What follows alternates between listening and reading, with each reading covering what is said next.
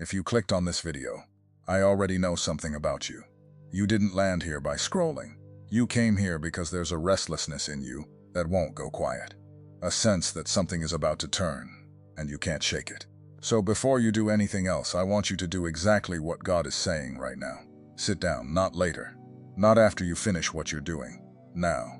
Stop pacing through your own life like you've got to push the door open with your own shoulder. Stop trying to force the thing that's been refusing to move. God is not asking you to strive harder this month. He's asking you to sit down, because what's coming in June of 2026 is not something you build. It's something you receive. And you can't receive standing up, fists clenched, exhausted from carrying what was never yours to carry. I want to talk to you today like a friend who's been where you are. My name is George, and I've spent years walking with people right at the edge of their breakthrough. That strange, holy place where everything feels stuck and everything is actually about to break loose at the same time. And I'm telling you, this season you're in right now has a name in heaven. It's called the pause before the pour. Let me explain what I mean. There's a kind of stillness that isn't peace. You know it.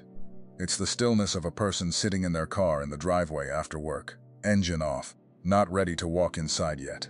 It's the stillness at the kitchen table at 11 at night when the house has finally gone quiet and you're left alone, with the prayer you've prayed so many times you've almost stopped expecting an answer. That stillness isn't emptiness. That's God moving you into position. And here's what most people miss. They think the silence means he stopped listening. They think the delay means the answer was no. But the delay was never rejection. The delay was preparation. You've been getting ready for something you can't see yet. And God has been doing the work underground, in the dark, in the root system, the part nobody claps for. Think about a seed for a second. A farmer puts it in the ground and then nothing happens. For days, for weeks. If you dug it up to check on it, you'd swear it died. But under the surface where no eye can see, that seed is breaking open. It's surrendering its own shape so it can become something it could never have been while it stayed whole and safe. And the moment it breaks, that's the moment it begins to live. That's you right now. You felt like you were dying. You felt like the dream got buried. You've watched people around you bloom while you sat in the dirt, wondering if God forgot which row you were planted in. But you were never forgotten. You were planted. And there's a difference between being buried and being planted. Buried means it's over. Planted means it's only just begun. Now let me tell you why I keep saying sit down. There's a man in the scriptures named Moses. By the time God really used him, he wasn't a young man with a plan anymore. He was 80 years old, tending another man's sheep on the backside of the desert. 40 years he'd been out there. 40 years of nothing, of routine, of small days, of feeling like the big thing God had stirred in him as a young man had withered and died in the sand. He had probably made peace with the idea that his great purpose was behind him. And then a bush caught fire and didn't burn up. Here's what I want you to notice. God didn't tell Moses to run. He didn't tell him to strategize. The first instruction, before the calling, before the mission, before anything, was this: take off your shoes because the ground you're standing on is holy. In other words, stop, be still, recognize where you are. Before God released the assignment, he required the posture. He wanted Moses still enough to hear the rest. That's the order, friend. Stillness comes before the sending. Sit down comes before the rise up. So many of us miss our June 2026 because we're too busy running through May. We're so frantic to make something happen that we can't hear the voice telling us it's already on its way. We mistake motion for progress. We confuse exhaustion with faithfulness. But God is not impressed with how tired you are. He's drawn to how surrendered you are. And here's where it gets real. The breakthrough that's coming for you, and I believe with everything in me that it is coming, is not the kind I've been bracing for. You've been bracing for a small thing, a little relief. A door cracked open just enough to breathe. But what God is preparing is not a crack, it's a flood. It's the kind of shift that doesn't just change your circumstances, it changes your understanding of who you've been the whole time. Because that's what you really lost in this hard season.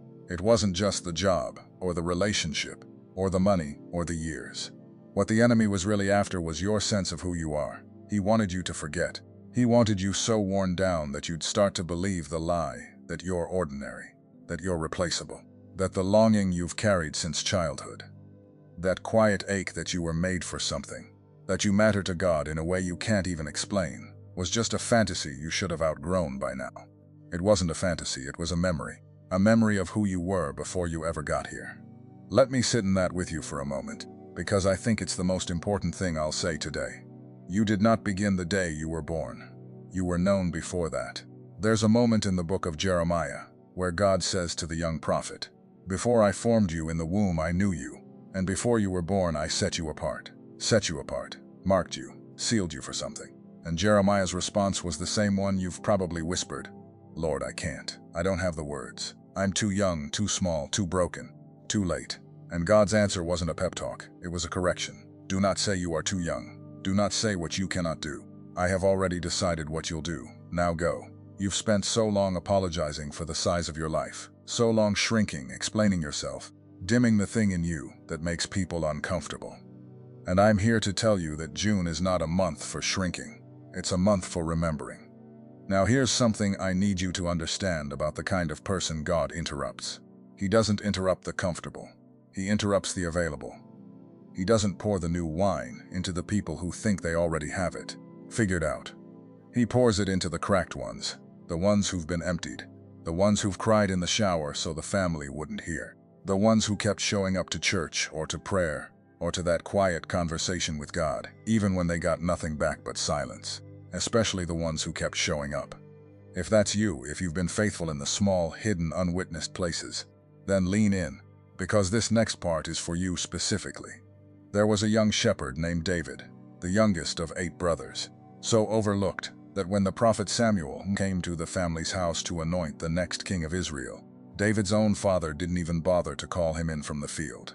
They lined up the impressive sons, the tall ones, the strong ones, the ones who looked the part, and the prophet went down the line and God said no to every single one.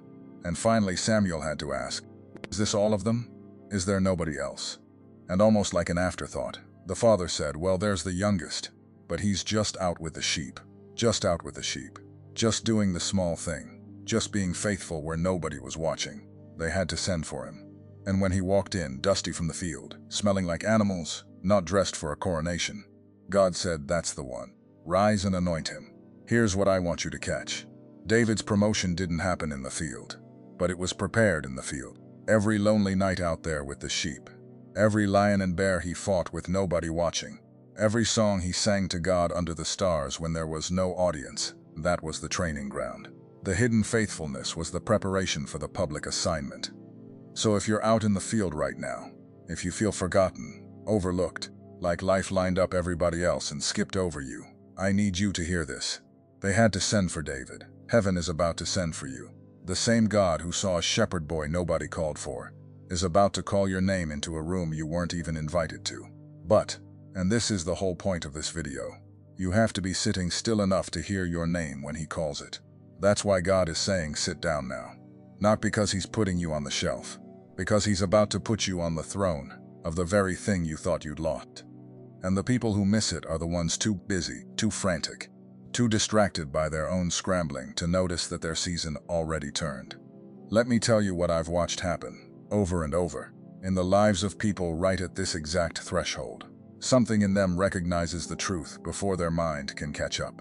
They'll be sitting somewhere ordinary, folding laundry, driving home, lying awake, and a wave of something they can't name will move through them. Not emotion exactly, more like recognition. Like a part of them that's been asleep their whole life just opened one eye, and they'll think, what was that? Why do I feel like I just remembered something I never learned?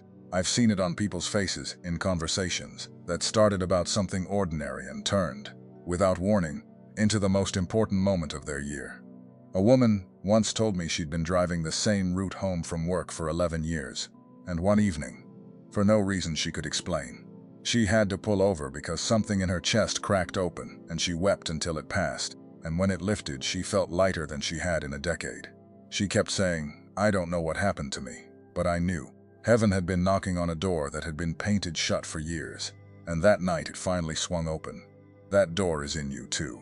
Most people live their whole lives a few inches from it and never feel it move. But you're feeling it now, and I think the reason you're feeling it now, in this season, watching this, is because June is the month it's meant to open. If that's happening to you, even a little, even as you watch this, I don't want you to dismiss it, because there are messages that pass through your eyes. and there are messages that pass through your spirit. If something in you recognized itself while watching, don't dismiss it. That is the spirit confirming what was already written. The secret protocol carries 7 keys that unveil what heaven deposited in you before you ever arrived. Things no one around you has ever been able to name. It comes with the full audiobook for your moments of prayer, silence, and encounter with God. And you also receive the Awakening Map, the guide that illuminates the 5 seasons of spiritual awakening, revealing with precision exactly where you are and what comes next. The link is pinned in the first comment, but only for a limited time. Don't let this moment pass without a response. I tell you that not to sell you something. I tell you because I've watched too many people feel the stirring and then talk themselves out of it. They feel heaven knocking, and they go back to scrolling. They get the holy nudge, and they bury it under the noise of another ordinary day. And I don't want that to be you. Not this month. Not when you're this close. Now let me come back to the breakthrough itself, because I want to be honest with you about what it's going to look like. It probably won't look the way you imagined. We pray for the mountain to move, and we expect the earth to shake. But more often than not, the breakthrough comes quiet. It comes as a phone call you almost didn't answer, a name that comes to mind out of nowhere, a door that opens so casually you almost walk right past it, a peace that settles over a situation that didn't change at all, except now you can finally breathe in it. There's a story about the prophet Elijah that I come back to again and again. He was at the lowest point of his life. He'd done something great for God and then crashed so hard he asked God to let him die. He was burnt out, terrified, hiding in a cave. And God told him to go stand on the mountain because he was about to pass by. And a great wind came, strong enough to tear the mountains apart. But the scripture says God was not in the wind, then an earthquake. But God wasn't in the earthquake, then a fire. But God wasn't in the fire either. And after all of that, the wind, the quake, the flames, there came a sound. The old translation calls it still, small voice. A gentle whisper. And that's where God was, not in the spectacle, in the whisper. You've been waiting for the wind. You've been waiting for the earthquake to prove that God showed up. But your breakthrough might come as a whisper this June. And if you're not still, you'll miss it in all the noise you're making trying to force the wind. That's the whole reason for the instruction. Sit down, get quiet, lower the volume of your own desperation, enough to hear the gentle voice that's been there the whole time. Now I want to talk to the part of you that's afraid to hope again, because some of you have been disappointed so many times that hope itself feels dangerous. You've gotten excited before. You've believed a word before. You've stood on a promise before and watched the date come and go with nothing. And so a part of you has decided it's safer not to expect anything. That way you can't be crushed again. I understand that, I really do. But I want to gently tell you that the very wall you built to protect your heart is the same wall keeping the breakthrough out. Think about Sarah, who was promised a child when she was far too old to have one. When she first heard it, she laughed, not a joyful laugh, a bitter one. The laugh of a woman who's been disappointed so long that the promise sounded like a cruel joke. And honestly, who could blame her? Decades of waiting, decades of that ache. And here's God, late by every human measure, talking about a baby. But here's the line that breaks me every time. God said to her, "Is anything too hard for the Lord?" That's the question for you today. Not, are you too old, too late, too far gone, too disqualified. The question is anything too hard for the God who's calling your name? And Sarah, who laughed in disbelief, ended up laughing again at the end. Except the second laugh was different. The second laugh held a child. She even named the boy Laughter, because she said, "God has made me laugh. And everyone who hears about this will laugh with me." Your bitter laugh is about to become a holy one. The thing you stopped expecting is exactly the thing He's about to do. Not because you finally earned it, but because the season finally arrived. And I think June is the turning of that season for a lot of you. I can't promise you a date like it's a delivery you ordered. I won't insult your faith or your intelligence like that. But I can tell you what I sense, what I've watched, what I believe with everything in me. There is a shift on the calendar of heaven, and your name is written into it. Let me tell you about another man who learned what it means to wait on heaven's clock instead of his own. His name was Daniel. He prayed about something that mattered deeply to him, and then he waited. 3 weeks went by with nothing. No answer, no sign. Just silence pressing in. The kind of silence that makes you wonder if you imagined the whole relationship with God in the first place. And then, After 21 days, a messenger from heaven finally showed up, and what he said changed how I read silence forever. He told Daniel, "From the very first day you set your heart to seek understanding, your words were heard. I was sent the moment you prayed. The moment you prayed, not after you proved yourself, not after you earned it. The moment the answer left heaven on day one. But it got held up. There was resistance, a struggle in the unseen places, a battle going on over the very thing Daniel had been asking for. Do you understand what that means for you? The delay was never God ignoring you. The delay was the war over your breakthrough. Every day you thought nothing was happening, something was happening. There was a struggle going on for the deliverance of the very thing you'd given up on. And the thing that kept the answer coming wasn't Daniel's strength. It was that he didn't quit praying on day 5, or day 10, or day 19. He kept his heart set when there was nothing to show for it. So if you're somewhere around day 19 right now, close enough to the answer that the resistance is fierce, but far enough that you can't see it yet, don't you dare stop now. The messenger is already on the way. He left the moment you first asked. June might just be the day he finally walks through the door. And here's something I've noticed about that kind of waiting. It refines you. It burns off the parts of you that were holding the breakthrough hostage. The pride that wanted to do it yourself, the impatience that wanted it on your timeline, the fear that secretly preferred a small, safe life to a big, terrifying calling. The waiting wasn't punishment, it was purification. By the time the answer arrives, you've become the kind of person who can actually carry it without it destroying you. That's mercy, friend. The delay was mercy. The God who loves you too much to hand you a blessing you weren't ready to hold has been getting you ready the whole time you thought he'd forgotten. So let me give you something practical to do with all of this. Because faith without action is just a feeling, and I don't want you to leave here with a feeling. I want you to leave with a posture. First, sit down like we said, literally and spiritually. Stop the striving for the rest of this video at least. Just receive. Second, go back through your life and find the moments that felt like dead ends, and start asking God to show you the seed He planted there. Because I promise you, the very places you wrote off as your biggest failures are the places where the deepest roots went down. Joseph's prison became his platform. The pit his brothers threw him in became the path to the palace. What looked like the end of his story was God writing the middle of it. Third, guard your ears. In a season this close to breakthrough, the enemy gets loud. He'll throw old voices at you, old doubts, old people who only ever knew the version of you that was stuck. Don't argue with them. Just don't let them set the volume of your faith. Remember, they had to send for David. The family that overlooked him didn't get a vote in his anointing, and the ones who overlooked you don't get a vote in yours. And fourth, when the whisper comes, move. Don't analyze it to death. Don't wait for the wind to confirm the whisper. When you feel that quiet nudge to make the call, send the message, take the step. Say the yes, obey it fast. The window is real. The grace on a moment is real. And grace on a moment doesn't stay parked there forever. Now, before I let you go, I want to speak directly to the one who's been crying. I don't know your name, but I think God brought you here today on purpose. You've been holding it together for everyone else. You've been the strong one, the one who prays for everybody else, the one who carries the family and the burdens and the unspoken weight. And nobody asks who carries you. I want you to hear this. God sees the one who's been holding everyone else up. And the breakthrough that's coming isn't just so your circumstances change. It's so you finally understand that you were never alone in the carrying. That every tear you cried in private was collected. That the God who counts the hairs on your head counted every one of them. You sat down today because you were tired, but you're going to rise up changed. Here's what I believe is going to happen for you. The thing you've been begging God to remove. It's either going to lift, or you're going to be given the strength to carry it in a way that doesn't break you anymore. The relationship you've grieved, restored or released, but either way, healed. The provision you've needed, coming from a direction you weren't even watching.